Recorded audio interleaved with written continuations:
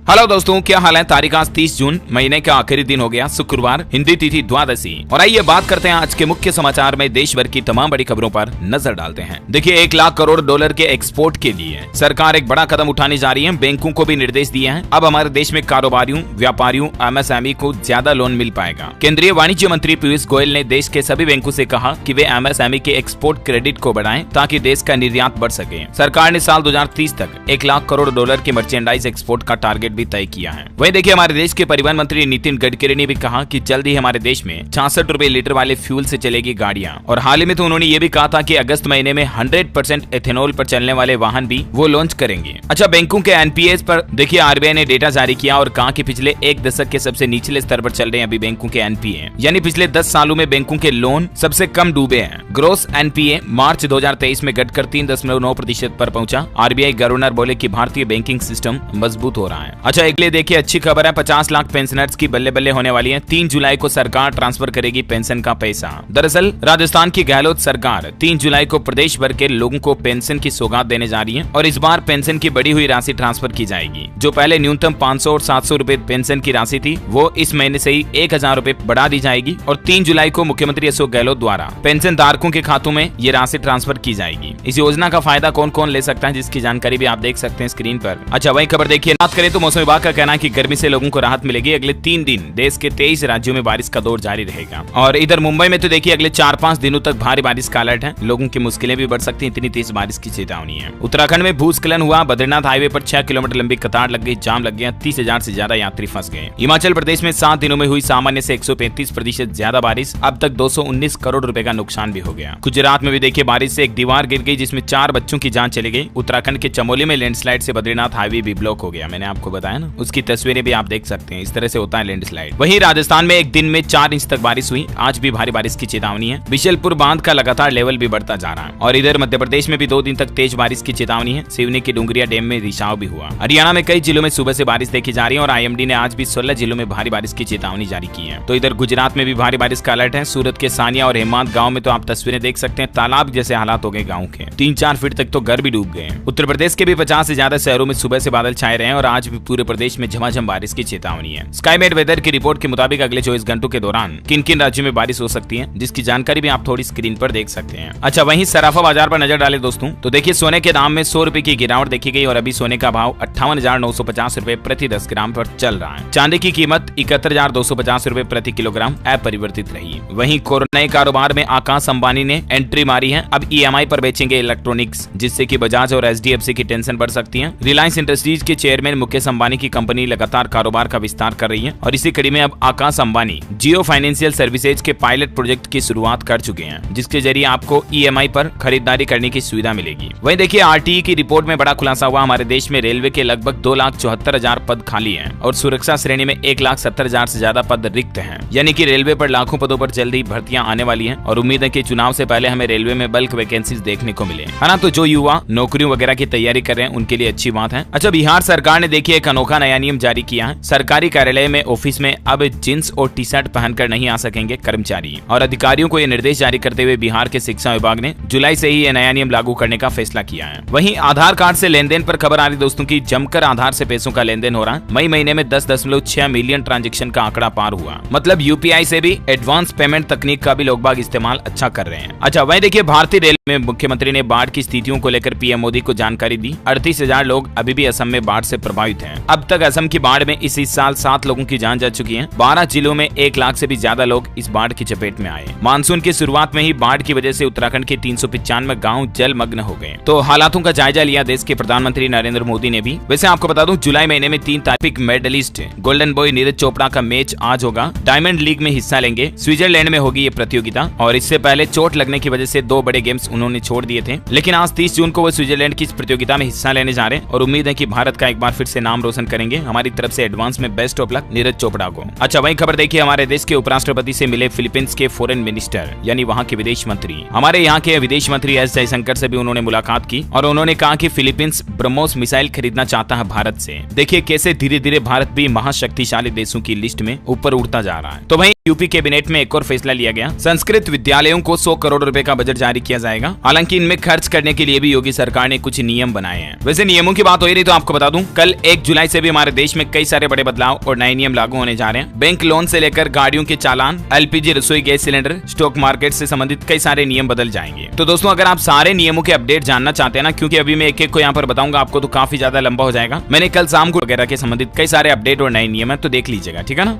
Update, Vinesh Phogat और बजरंग पुनिया को विदेश में प्रशिक्षण की सरकार ने मंजूरी दे दी है। अब दोनों पहलवानों की टीम साथ में जाएगी। ये कहां अभ्यास करेंगे, जिसकी जानकारी भी आप देख सकते हैं। अच्छा, वैसे श्रद्धालुओं के लिए एक और अच्छी खबर है दोस्तों, अब आदि कैलाश पर्वत के दर्शन भारत से ही हो सकेंगे। लोगों को चीन नहीं जाना पड़ेगा। दरअसल भारत ने एक बड़ा कारनामा कर दिखाया है। कैलाश दर्शन अब भारत से किए जा सकेंगे, क्योंकि उत्तराखंड में एक व्यू पॉइंट मिला है, जो कि भोलेनाथ का आशियाना माने जाने वाले पवित्र आदि कैलाश पर्वत से 50 किलोमीटर दूर है उत्तराखंड में, जहाँ से आप इस पर्वत को निहार पाएंगे। इतने दिन चीन तिब्बत जाना पड़ता था, लेकिन अब उत्तराखंड से ही आप कैलाश पर्वत के दर्शन कर पाएंगे, क्योंकि ये कैलाश मानसरोवर जाने वाले रास्ते की तस्वीर है, जो कि चीन के कब्जे वाले तिब्बत में स्थित है। इतने दिन लोगों को वहां जाना पड़ता था, लेकिन अब नहीं जाना पड़ेगा, है ना। अच्छा, अगली बड़ी खबर देखिए, 15 अगस्त से पहले देश के सभी पंचायत कैशलेस कर दिए जाएंगे। केंद्र सरकार की तरफ से इसकी रूपरेखा भी तैयार कर ली गई है। दरअसल भारत में डिजिटलाइजेशन को बढ़ावा देने के लिए और डिजिटल पेमेंट को और बढ़ाने के लिए सरकार ने फैसला लिया, 15 अगस्त तक देश की सभी पंचायतों में यूपीआई से लेन देन शुरू कर दिया जाएगा। और इस संबंध में केंद्र की नरेंद्र मोदी सरकार के पंचायती राज मंत्रालय ने सभी राज्यों को पत्र भी लिखा और आदेश जारी किए हैं।